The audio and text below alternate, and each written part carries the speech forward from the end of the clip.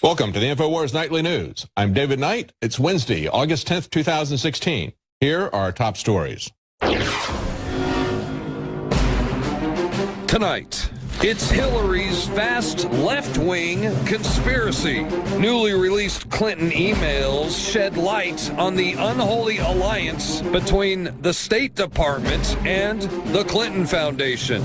Meanwhile, Hillary continues to dodge questions about the Clinton cash cow. Then, the mainstream media accuses Donald Trump of plotting a Hillary Clinton assassination. If she gets to pick her judges, nothing you can do, folks. Although the Second Amendment people, maybe there is, I don't know. And a Texas lawyer says he will punish teachers who ban guns in their classrooms at UT. All that plus much more up next on the INFOWARS Nightly News.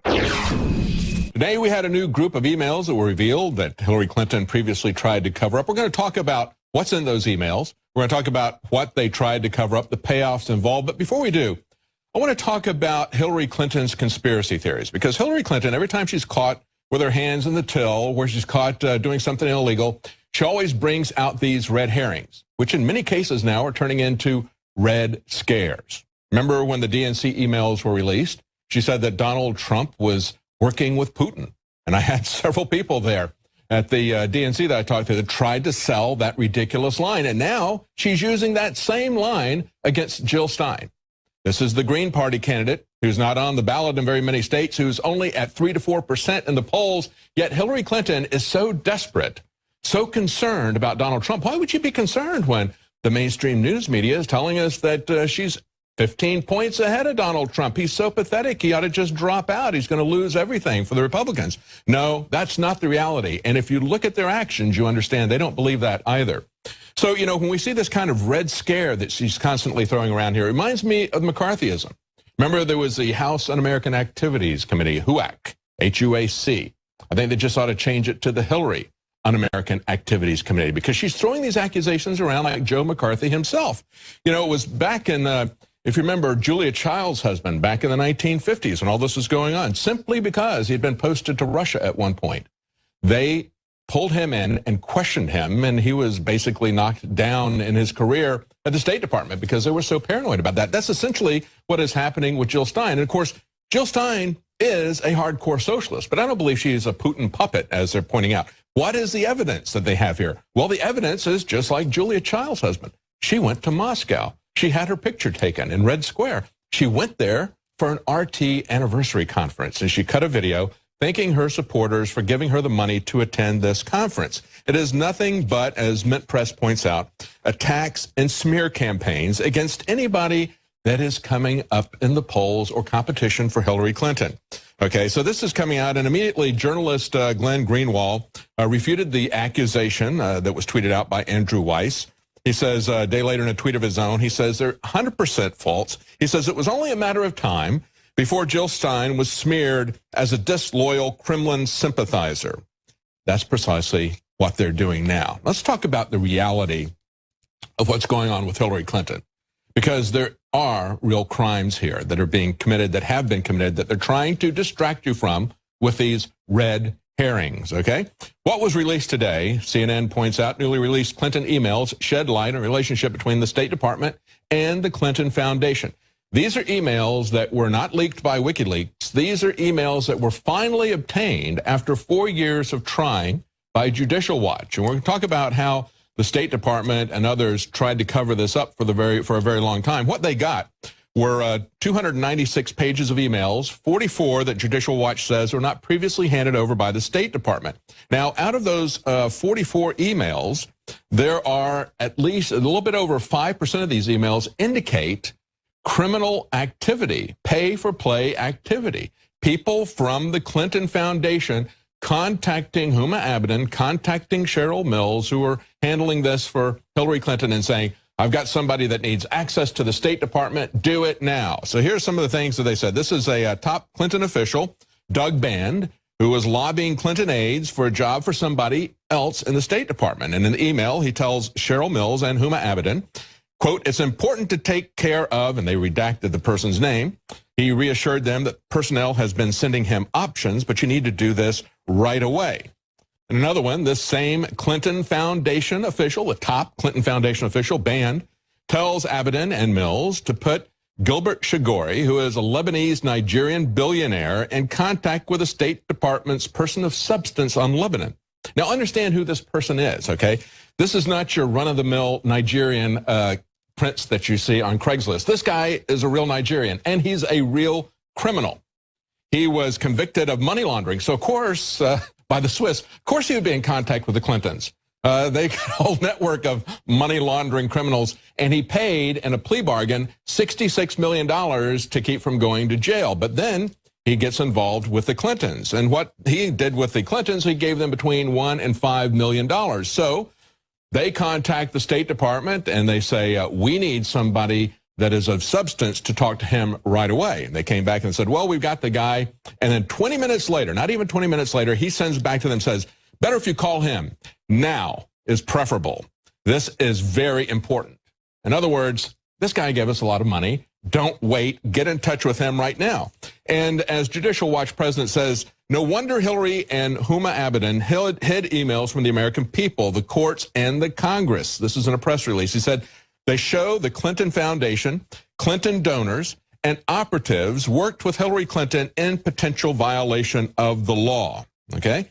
In another incident that was revealed in these, we see that there's correspondence going back and forth with Huma Abedin. Somebody asks about some Clinton papers. She says they're on the bed in my hotel room. The door is unlocked. Just go in and get them. Now, all these 50 people who just earlier this week said that Donald Trump is not fit from a national security standpoint to be in office. This person who created multiple private servers to violate all the national security laws and put top secret and above top secret documents on it, who her assistants are putting her papers, her own personal papers, in their hotel room, leaving the door unlocked. Tell me how she's even remotely competent. But that's not even the key issue, okay? As we're looking at this, the president of Judicial Watch charged, again, as we said, that Clinton hid these documents to contradict her official pledge in 2009 that she would remove herself from Clinton Foundation business.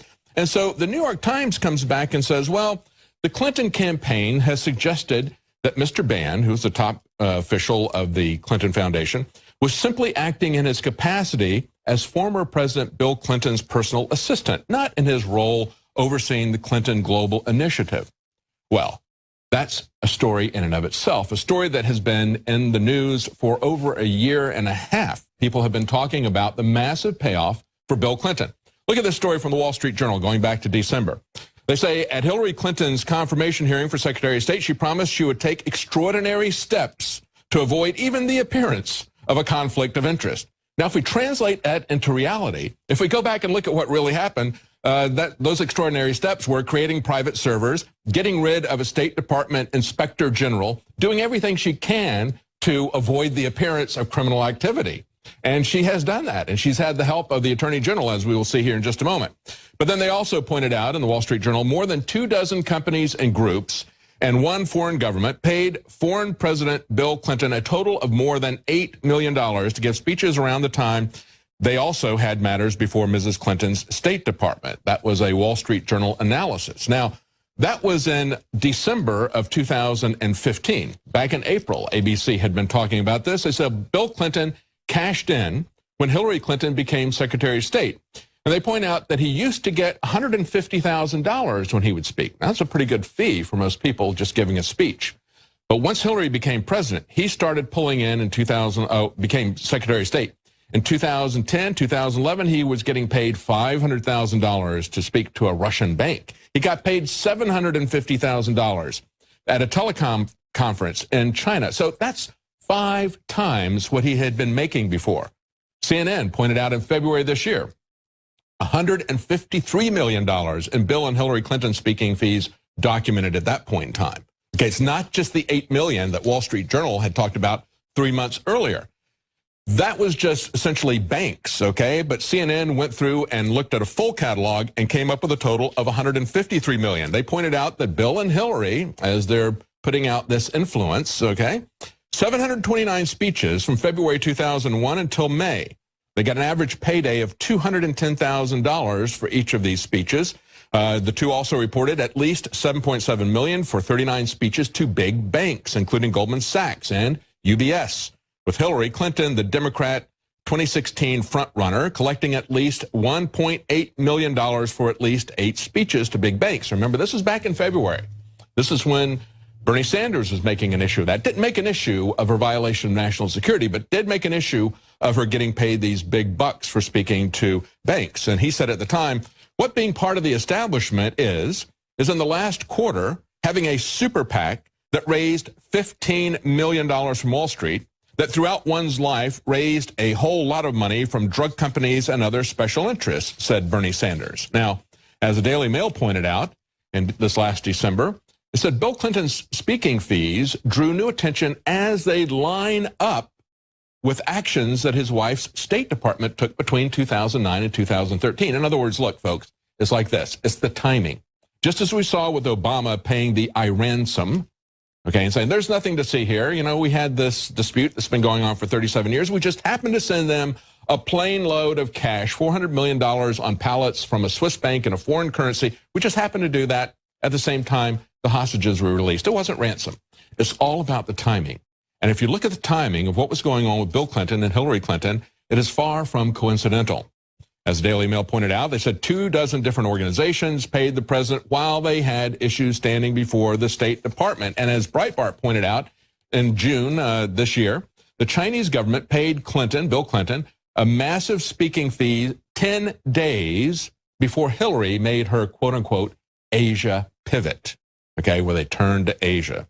Now, this was documented in the book Clinton Cash, which the mainstream media wants to tell you absolutely nothing to see there, move along. This is absolutely not true, but we are seeing how it is true. We can see from these emails that were released that Judicial Watch is putting there how the people at the top of the Clinton Foundation are contacting Hillary Clinton's subordinates, telling them schedule these appointments, get these people in, get them jobs in the State Department, get them appointments with the highest people at Lebanon, and do it now.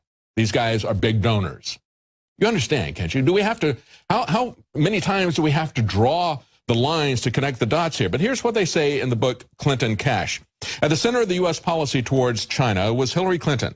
At this critical time for U.S.-China relations, Bill Clinton gave a number of speeches that were underwritten by the Chinese government and its supporters.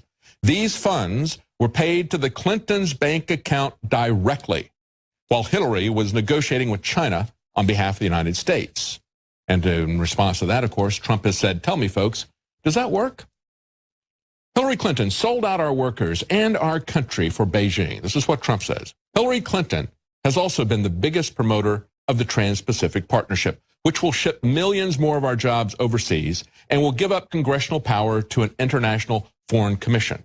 And oh, by the way, for all of those who are out there saying, oh, this is the TPP is set up. This is the way it's sold by the globalists in both parties at the top. The TPP is there to fight China. Remember when Donald Trump pointed that out and they came back and said, no. China's not part of the TPP. Look, China can be added as they were to the World Trade Organization at any time. Once we create the TPP, it creates an international commission. As Trump pointed out, China can be a part of that commission at any time. And that commission will decide which countries, which industries in which countries will prosper and which ones will be shut down. They will control your economy. You will have absolutely no control of it at the time. And remember, when we look at these cover-ups, and now I want to get to the cover-up now, because when we look at the way they've covered this up, it was just back on June 30th that we had the Department of Justice say they were going to delay for 27 months the request to produce correspondence with Secretary of State Hillary Clinton's 4 top aides and the Clinton Foundation. 27 months. In other words, the middle of her first term. That was when they're going to put it out. That's the way the Department of Justice and the Obama administration has colluded with Hillary Clinton to cover up her crimes, just as they will not prosecute her for multiple felony violations of national security law. Now, in the press release that came out today, Judicial Watch laid out the steps of the cover-up, how they resisted trying to release this information. It was a very long time coming. They pointed out that even though they finally got some of these emails released, They said State Department spokesman Brock Johnson alerted Cheryl Mills and Hillary Clinton's then chief of staff that a significant Freedom of Information Act request had been made for records showing the number of email accounts used by then Secretary of State Hillary Clinton. So this was back in 2012. And if you look at that article, you can see that email from Brock Johnson to Cheryl Mills telling her that there is a FOIA request looking for all of these emails, okay? Earlier this year, they say these were finally produced in March of 2016. So it took from December 2012 to March of 2016 to get it. Why?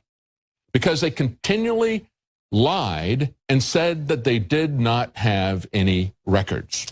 And he points out earlier this year, the State Department Office of Inspector General concluded that the statements coming from the State Department that, quote, there were no records response that was sent into response to this request was inaccurate and incomplete. And the Office of Inspector General, who, by the way, remember during Hillary Clinton's tenure there at Secretary of State, there wasn't a permanent Office of Inspector General. She made sure that it was a temporary position that was being changed.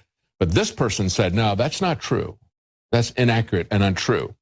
Now, they point out that in this email, he warns Mills, tells her we need to get this stuff. She acknowledges that, thanks him for it. And as they were going through, they found that there were multiple people within the department that said they were not even looking, okay? May 10th, 2013, the Information Program Services replied to the Citizens for Responsibility and Ethics in Washington, people who sent the FOIA request, said, no records responsive to your request were located. Again, they get this from multiple organizations, multiple people within the State Department were all lying about this, and they find from these email correspondence, they didn't even bother to look. They just said, there's nothing to see here, move on. We're not giving you information. Precisely what Hillary Clinton does on a day-to-day basis when she's not throwing out Red Scare conspiracy. Welcome back. Joining me now is Leanne McAdoo. We're going to talk about this amazing reaction from the mainstream media going hysterical over the remarks of Donald Trump. Trying to take them, once again, putting them completely out of context, Leanne, and this is the BBC talking about this. Here's their headline, and it's very true. U.S. press is aghast at Trump gun remarks. The mainstream U.S. press has reacted to Donald Trump's remarks with dismay and with anger. And so we see people like Joe Scarborough, a former, as they call him, Republican congressman. This guy is a former globalist oligarch party congressman, the GOP. He now works with Mika Brzezinski. He said, a bloody line has been crossed that cannot be ignored at long last. Donald Trump, at long last, has just been waiting for this, has left the Republican Party few options but to act decisively and get his political train off the tracks before something terrible happens. Look, this is not an issue, folks. What he said yesterday, and this is something that I had commented on when I did the fourth hour, I said gun ownership is up over 200% since Obama took office. As people have pointed out, if gun owners who have just started exercising their rights want to keep those rights, they will show up at the polls and they will have enough people to vote Hillary Clinton out. And some of the biggest increases that we have seen are in some of these swing states. And when you look at the crowds that we saw the same day that Donald Trump said this, he was addressing 7,000 people in North Carolina. Tim Kaine was here in Austin. Nobody would say how many people were at his little tiny Democrat only. So a few Democrat operatives, okay, said, a couple hundred. I don't think it was a couple hundred, okay? And it's just the party faithful. And you can tell from his remarks, he's talking to just the party faithful. He's not talking to voters. There is a massive pushback. The establishment is absolutely freaking out about this. They are taking every comment that he makes and trying to find something there, twist it out of proportion. But there are a lot of cases that you have that you want to talk about that they're ignoring that have been just as bad, even more direct, where they're talking about direct assassination, and they let that go. Well, and that's why I hate to even have to talk about this, because that's what they do. It's all about the spin, and so they're going to seize on anything that Donald Trump says. They don't care if they take it out of context. In fact, that's what they do. They chop the quotes off right before, he finishes his sentence, and they spin it way out of control so that now everyone else has to work to spin it back into context rather than focusing on the real issues. That's kind of a play that's being used here in this election cycle. So Hillary Clinton comes out, immediately seizes on this and says, tweets, a person seeking to be the president of the United States should not suggest violence in any way. And of course, as you've pointed out in the past, you just discreetly shoot your political enemies, roll them up in a carpet, dump them in a park, and then call it suicide. Yeah. You know, that's how Hillary Clinton would. She wouldn't suggest violence in any she way. would just do it. Yeah. Right. And so, you know, now he's gotten U.S. Secret Service visits because this is just so serious, this claim. Now, let's recall back in 2008, Hillary Clinton literally said Obama might be murdered. So people were saying, you know, why aren't you dropping out of the race? You're trailing way behind here. And she actually went on to say she wouldn't drop out of the presidential race because anything can happen. And she cited the assassination of RFK. She said, we all remember Bobby Kennedy. He was assassinated in June in California. So sounds to me like she's suggesting somebody should do that if they really like Hillary Clinton. Yeah. They could get rid of Obama and get Hillary Clinton that way. We've got a precedent there. So immediately her campaign starts pushing back, saying people misinterpreted what I meant, and they took it out of context and what I meant. But here they're using the exact same tactics with Donald Trump. It's like they've learned now. And then, of course, let's not forget that Donald Trump has actually literally had people trying to make attempts against his life. And what does CNN do? So we had one gentleman who went on the stage, said he wanted to be a martyr, take out Donald Trump. Instead of condemning this behavior, they give him a prime time interview to explain why he wanted to be a martyr. Why would you try and assassinate a potential president? Because Trump's a bully and he deserves it, right? Yes. That's what he said. They're justifying it. So it's okay if you want to freak out. And then, of course, we had the guy that tried to grab the police officer's gun there in Las Vegas, said that he was ready to do it. We actually had someone earlier today climbing the Trump Tower, of course, where Trump's campaign headquarters are. So he's there climbing still, you know, what does Wolf Blitzer say? You know, well, we don't know. Maybe he's just trying to make a political statement. Maybe they're shooting a sequel to Mission Impossible. Yeah, he must just be really upset to find out that Bernie Sanders was indeed a sellout. So now he's actually going to climb Trump Towers. I mean, this is what Donald Trump is actually having to deal with, and it's cause célèbre for the press. Then let's flash back to one of Hillary's strategists. This is Bob Beckel. He came out during the whole WikiLeaks scandal there with Julian Assange, saying there's only one way to do it: illegally shoot the son of a bee. Yeah. You know, so he just came right out and said it. Julian Assange knows that. He knows, just like Donald Trump, that it's either Hillary loses or they're going to lose their lives, because that's the kind of gangster she is. Yeah. Absolutely. Right. She is the person who really carries through on these threats, as you pointed out. Yeah, and that's the thing, is like she knows how to work the system. She knows how to blackmail people. She's got enough people in her pocket. That's why even we have this, and this is where we're getting to, is why do they constantly spin us all this way when we need to be focusing on the issues, focusing on all the scandals surrounding Hillary Clinton? They're not talking about those things. They're constantly pivoting us away. Why? Well, obviously, yesterday, it was just this whole week, really, all about Hillary's health, questioning her health condition. We see these pictures coming out, obviously her cough that she's had for years now, showing that, indeed, we do need to see her medical records. People deserve to know, are we putting this sick, ill woman, and I don't mean mentally, because I think we all can agree there, are we putting her in the most powerful position here in America? And then, of course, we had the gay nightclub mass murdering terrorist father there behind her at the political rally. Her telefan. Yeah, her telefan. And that's not strange or bizarre, seeing as how you have to be invited and you have to be vetted to be able to sit behind the presidential candidate, and especially someone like Hillary Clinton, who doesn't even allow the press to get out of their little roped off corral when they're trying to talk to her. So, well, and they honor Black Lives Matter when they have explicitly called for the execution of police, and have had people who said that they did it because of Black Lives Matter. So they allowed them to do it, and the Democrat Party honors them as well. Right, exactly. Brings them up on stage there in the DNC.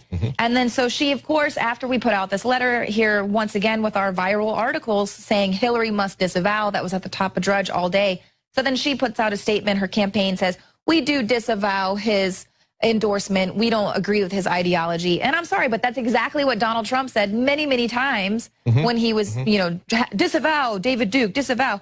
He didn't ask for David Duke's endorsement. And he didn't put him on the podium behind him either, as Hillary Clinton did. That's the key issue. And she needs to explain why someone with an extremist ideology like Omar Mateen's father thinks that she'd be the best candidate for the president of the United States.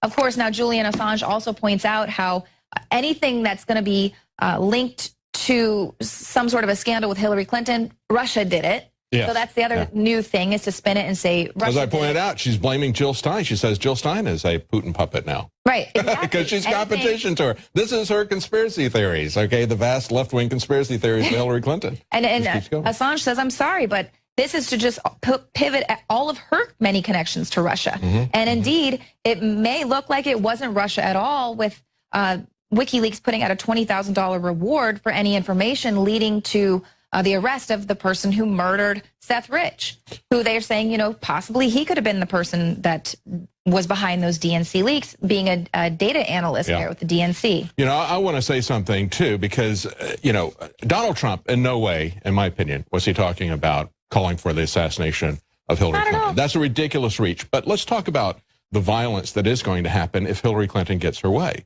We have seen how dangerous gun-free zones are in Chicago. We're going to talk to Joe Biggs in the next segment about what college professors here in Texas are trying to do to push back against open carry laws. But understand that as we saw gun control enacted in Venezuela, they spent $53 million for each of these gun control centers, and the people obediently turned them into the socialist government. And then what did we see? We saw police officers being hunted down on the streets. We reported this back in November 2015 on INFOWARS.com. Police officers being hunted down on the street and killed for their firearms. That's the situation that's going to be there for the police. And you have to understand this. We don't depend on the Second Amendment for our rights. Our rights come from God. They're natural and inherent rights that we possess as human beings. The Second Amendment merely says to the government, don't take these rights that we already possess away from us, draws a large line around those things. If you're going to ignore that, we're going to ignore your confiscation rules. We will fight you in the streets over this. It will happen. It will become very violent. And even if people turn this in passively, as we saw in Venezuela, it will not work out good for the police. So you have to understand, this is a very dangerous thing the Democrats are trying to do. When we come back, we're going to talk about what they're trying to do here in Texas. We'll be right back. Welcome back. Joining me now is Joe Biggs. And Joe, as we've seen and talked about the last day and a half, we talked about this earlier in the show, the media twists and distorts and gets into hysterical fits about what Donald Trump warned about the people who want to take away our Second Amendment rights. And we're seeing that here unfold in Texas on the campuses. We've got 3 tenured professors who are fighting a carry law that is about to go into effect here on campus. They want to prohibit it in their classrooms, even though there's been an explicit law in Texas to allow this. Well, it's actually already gone into effect as of August 1st.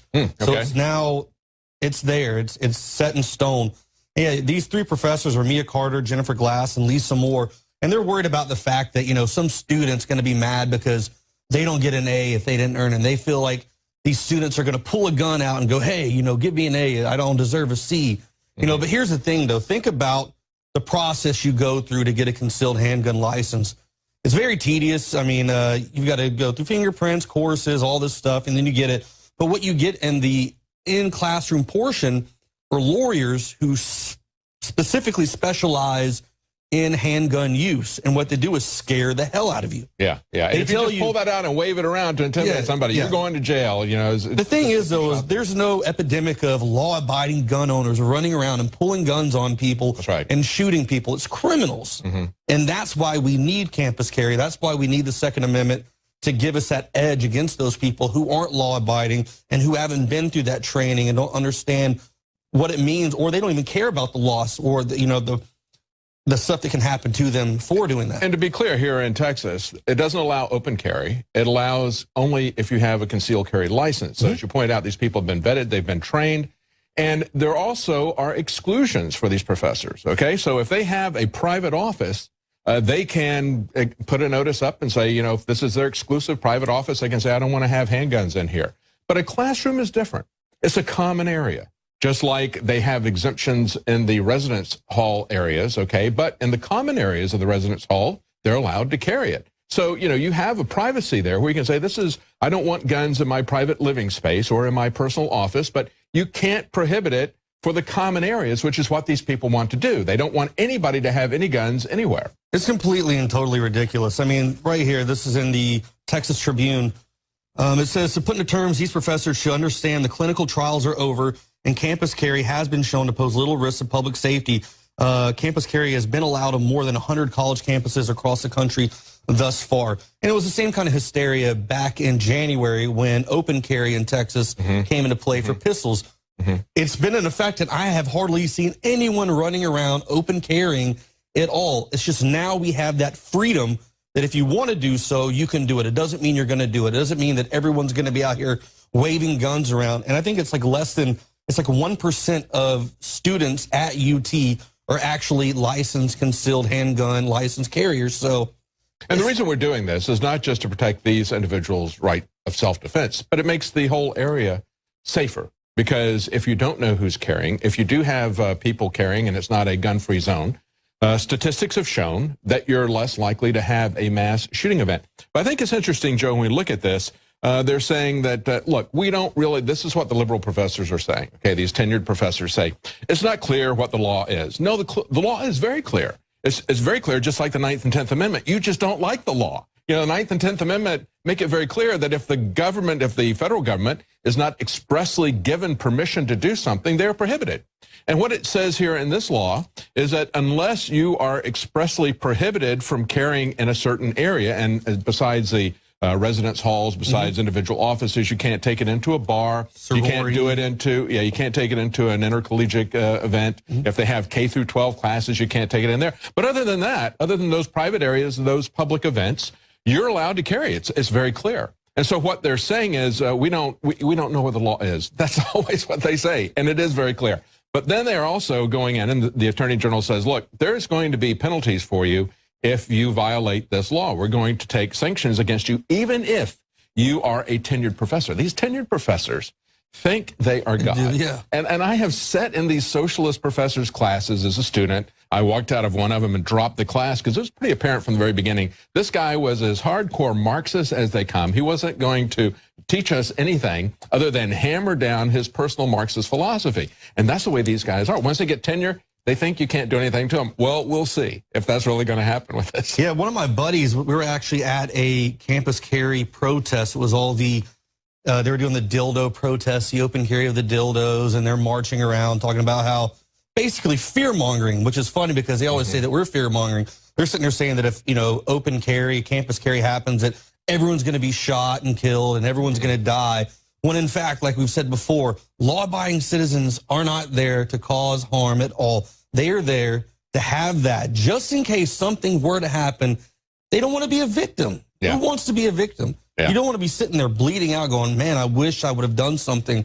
You can learn a lot. I want to encourage each and every person out there, if you don't have a concealed license, go and get one. It's not that bad. I mean, it's a little tedious with some paperwork, but I mean, really at the end of the day, depending on what state you live in, it can be quick. It can be done within a day or up to 2 weeks. But it can save a life. It can save many other people's lives because we know criminals go after weak targets. We saw what happened with the soldiers and sailors at the Chattanooga Army installation there, where these guys they prohibit soldiers and sailors from having people who are trained to use it. Exactly. Those are the people you want to have, and criminals know that those are gun-free zones. When he posts up those placards saying this is a gun-free zone, you're making yourself a target. Yes. And criminals are not going to go into a situation where they think there's a chance that they're going to get killed before they carry out whatever crazy thing they're trying to do. And we saw James O'Keefe go to congressmen who are big gun control advocates and their staffers and say, we got a sign here, and we're an organization. We really want to make it clear that we support gun-free zones. So we'd like to give you this sign to put into your yard to say that it's a gun-free zone. And these are people who live in high-crime areas. And they say, I'm not putting that in my yard. That would put a target on my back, okay? They know that as well. And John Lott has pointed out that since the 1950s, I forget the exact year, 1950, there's only been 2 mass shootings in an area where there was not a gun-free zone, okay? So criminals understand that. We see this over and over again. It's just common sense. But it is also the law that these people think that they're above. That's why we have to be concerned, because it's not just tenured professors. It's tenured Supreme Court justices, people who are tenured for life, people who cannot be removed, and we have the rest of the government that will not stand up to a Supreme Court decision. I believe the idea that Supreme Court can rule these laws and nobody can challenge that or will challenge it, I think that's totally false. Thomas Jefferson didn't believe that. He didn't agree with Marbury versus Madison, where the Supreme Court gave themselves the final word, the ultimate word on reviewing of all laws. He said, if you do that, you're going to have a tyranny of the courts. That's what we have now. That's why it is really key. And all these people who say they're never Trump, they're not going to vote for Trump, understand what Hillary Clinton is going to do to the Supreme Court. It's hanging by a thread right now. And it's not just going to be 3 tenured professors, okay? It's going to be 9 tenured Supreme Court justices, or 6 out of the 9. Yeah. It's going to be interesting to see what's going on with all this. But, I mean, at the end of the day, UT is going to be a lot safer. Yeah. You're going to have a lot of these guys, a lot of the people that go there that do this campus carry, I know, a lot of them are ex-military, a lot of them done contracting work. They're older, guys and gals who have trained, who go to the gun range, constantly and keep up on their training and tactics and procedures and understand the safety risk and what to do and what not to do. It's good to have that there because these guys come out there and when they have free range to do whatever they want, many people can be killed. Yeah. This is really going to slow that down. So I'm all for it. I'm not the biggest fan of having to go through CHL and stuff like that. I'm more of a constitutional carry kind of guy. Yeah. I think we should all have that right to be able to carry. Does that mean that you have to? No, but I would like the freedom to be able to go buy a gun. And then if I want to open carry it, concealed carry it, whatever, in whatever state, I should be able to so I can protect myself, my family, my property. You're right. I think what we're going to see out of this is it's going to be a safer campus. I think it's going to be a better campus because you're going to have some of these college professors who are so afraid of guns and want to shut them down at every opportunity. Maybe they'll go somewhere in Massachusetts where they can be more comfortable, where they'll fit in a little bit better, I think. Get the hell out of here. Absolutely. Well, we're going to take a quick break, and we're going to be back, and we're going to cover some technology stories. Of course, we've talked about Minority Report and how they're already identifying people in Chicago, one of the best gun-free zones you can find. They're already targeting people there who have not even committed crimes, but they're extending that now to children, labeling children as possible future criminals. So we're going to take a look at some of the newest technology updates and how it threatens your freedoms. We'll be right back. I want to ask Steve Quayle of stevequayle.com, one of the original preppers, one of the original patriots in America, 25 plus years on air, one of the first people I interviewed when I got on air 21 years ago, where he thinks the Trump revolution's going, what he thinks of Brexit. Are these not good signs of an awakening? I know on top of that, horrible global government, horrible economic numbers, forced inoculations, open borders, TB pouring across, jihadis pouring across. I want to ask him, what is the state of the world right now? What is he most focused on? What is he most concerned about? He also has hosted TV shows. He has a new amazing DVD film out we'll be telling you about in the next hour, True Legends, the series.com, stevequayle.com. I want to ask Steve Quayle, who saw this way far off, first got a report on geoengineering, chemtrailing. I'm not kissing his butt. It's true. First guy that I'd get him on because he was interesting, and I knew a lot of stuff he was saying was true. A lot of it was so far out. Human, animal, chimera splicing already going on. I went and searched it, found one BBC article admitting that a decade before it was already happening. So I started going, wow, this guy knows what he's talking about, but why wouldn't they show us the humanzees? Why wouldn't they show us the part human, part cows being produced? Why wouldn't they show us the spider goats? Now they've started to.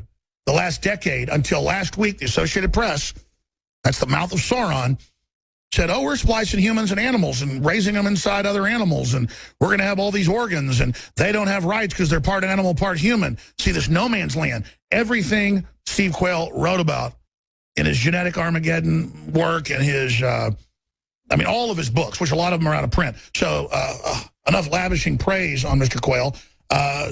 Steve, let's get into the state of the world, kind of a big picture from 35,000 feet, then let's zoom in on particulars. But I'm telling you, the nightmare dystopia that you foresaw 25 years ago, it is more and more a reality, spot on, unfortunately. A, how did you know all this? And B, what's the next shoe to drop? Well, I think, Alex, my perspective when I started on talk radio, 25 plus years ago, was the fact that I began to be a student of prophecy. And the bottom line is the one world government, the one world religion, and the one world economic meltdown, along with the world currency. And we're seeing that all. But you used a word I want to really focus in. Lawlessness is in the land.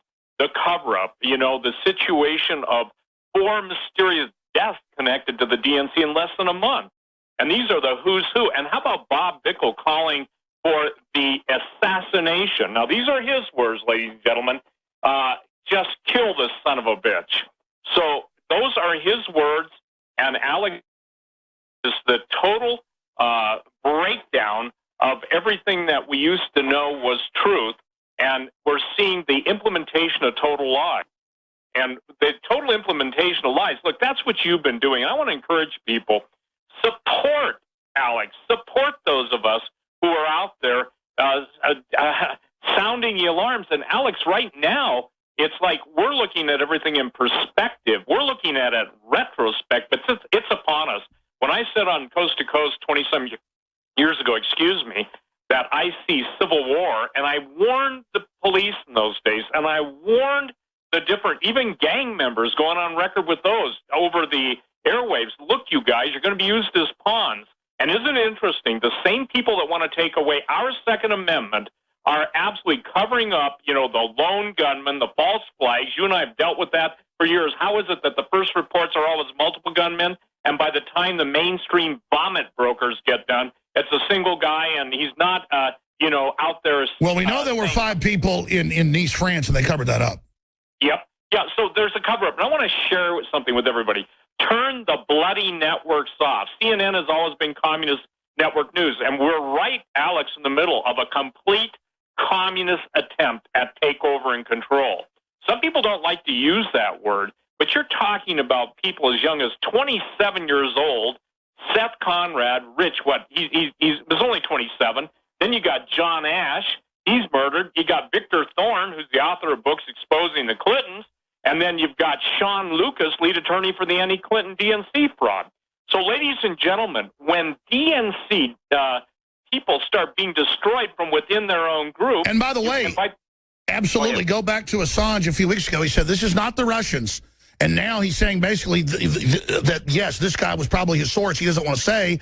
But the point is that now he's dead. I mean, this is a serious message. You were the first to, when it was only like 50 or something, now it's like 400, when they started killing all the top microbiologists. I mean, running over them with a van, at the University of Houston and backing back over them, cutting people's heads off, chopping their hearts out, torturing them to death, shooting them, killing their families, all over the world, the microbiologists. Sorry.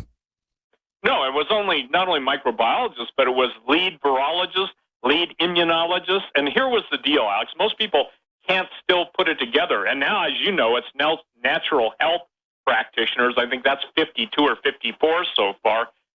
Everyone has got to understand DNC is openly advocating becoming Murder, Inc., okay? Now, we know you've had Larry on, former Clinton aide, talking about all the deaths under the former Clinton administration, and present Clinton administration. The inability for a known traitor, as Hillary is, to basically even be prosecuted tells you how deep the tentacles go into the federal government. And iniquity is abounding. That's absolutely, I'd say, evident to everybody. So let's talk about what the most important things are. I said, and you know this, we've done this in the past, probably a decade ago, that it will be the goal of the New World Order to turn the police against the people and the people against the police. I've even gone on record with a lot of police, law enforcement officers, you know them, I know them, intel guys. I'm saying, look, watch who's in your ranks. Watch who they put into your departments. There's usually hitters, which means an assassin, and there's also the spies. Well, that's it for tonight's Nightly News. We thank you for watching. If you're not a subscriber and a supporter of the InfoWars Nightly News, we please ask that you would consider supporting our operation, becoming a paid subscriber. You will get the entire Nightly News in HD as it happens each night. You'll also have access to all of Alex Jones's documentaries and all of his books, all online. Thank you so much for supporting us. Join us again tomorrow night at 7 Central, 8 p.m. Eastern for the InfoWars Nightly News.